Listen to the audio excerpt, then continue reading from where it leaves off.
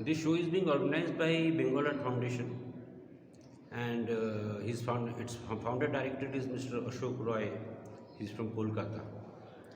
Bengal Art Foundation has been working on the same field for the last 10-12 years. I think it was started in 2010 or 12, and we have been exhibiting paintings all over India.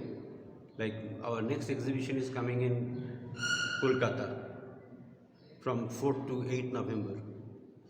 And Bengal Art Foundation has been trying to promote artists, upcoming artists as well as the established ones, so that they could display their works throughout India.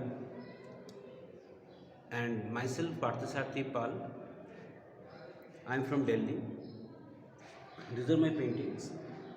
I have worked on Buddha. They are on oil as well as on acrylic. Thank you. Namaskar, myself Parthasarathi Pal from New Delhi. I am a senior research fellow and MPhil in music, Ravindra Sangeet. I have been painting for last 30 years approximately. This is my first show in Shimla. I am really delighted. The viewership is quite good, and I really hope to come down to Shimla for this purpose only once again in future. As far as my paintings are concerned, I paint in different mediums, acrylic, oil, both. Here I have displayed Buddha only. It is not that I only paint Buddha. I paint on different topics. I paint on females also. My tree of lives there are a lot to say on that. But talking about Buddha, I have painted these four. They're basically the Dhyani Buddhas. And Dhyani Buddhas are basically of 5 types. At the center it is Vairochana, which is white in color, and it is surrounded by 4 other colors: green,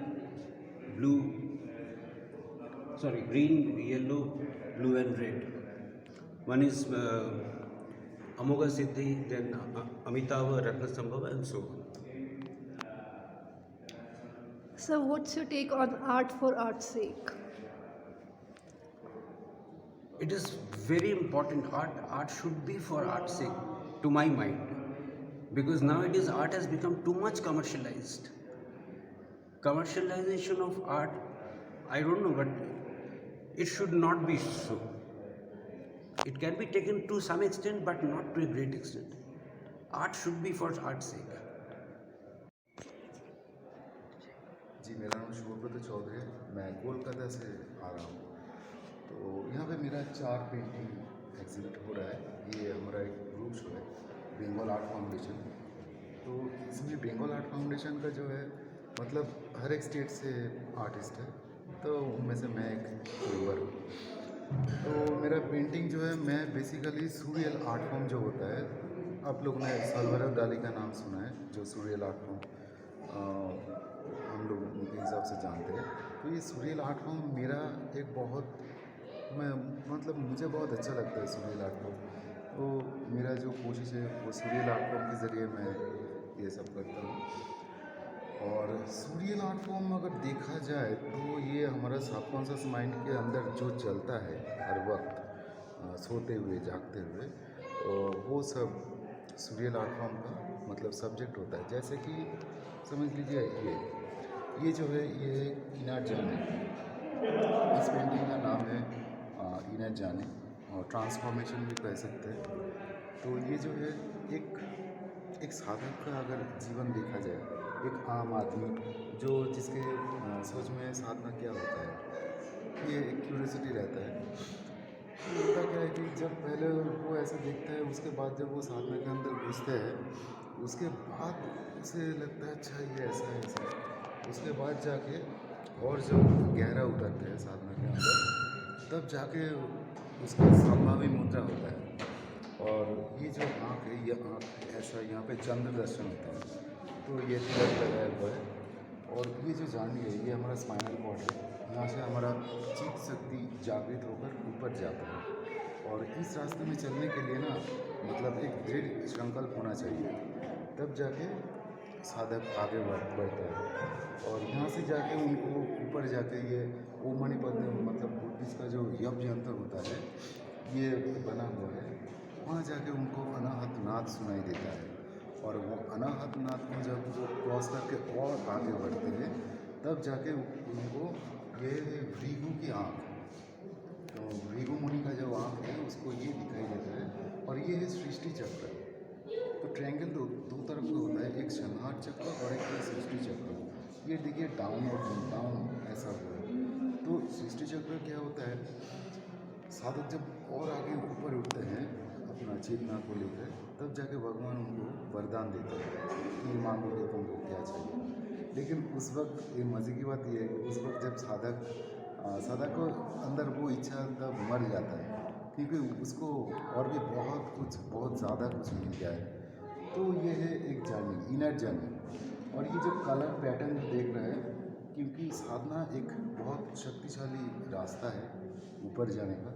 और ये जो black इतना black है, yellow है, red है, तो हमारा जो सनातन में इसको नंदन तत्व भी कहते हैं, उसमें 9 रस होता है। तो 9 रस में 9 अलग अलग रंग है, उसके अलग अलग देवता है और उनके अलग अलग इमोशंस भी है। तो वही कलर को मैंने यहाँ पे वही कलर को यूज़ किया है। मतलब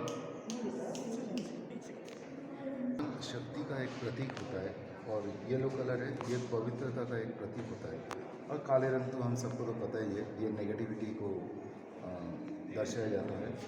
तो ये लाल और पीला रंग जो दोनों कलर है ये इसको खात्मा करके वहाँ तक ले जाता है। और देखिए यहाँ पे भी ब्लैक है, मतलब इन सबसे उभर के आते हैं यहाँ का हाथ। तो ये एक इनर चार्ज, ये होता है इनर चार्ज।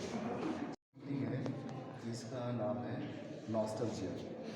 नॉस्टैल्जिया इसलिए है कि अभी तो हम लोग मोबाइल पे बहुत सारा भरोसा करते हैं, मतलब लिखना तो भूल गए, अभी सब टाइपिंग और टाइपिंग। तो क्या है देखिए, इसमें ना एक सोर्स ऑफ लाइट है, मतलब ये जो लाइट है ये दिखा रहा है कि देखो ये अभी जा रहा है। मतलब ये देखिए नीचे अंधेरा है, लेकिन इस अंधेरे के अंदर भी थोड़ा सा लाइट है और वो लाइट दिखा रहा है कि तुम्हारा जो पहला पहचान था वो धीरे धीरे घटता जा रहा है।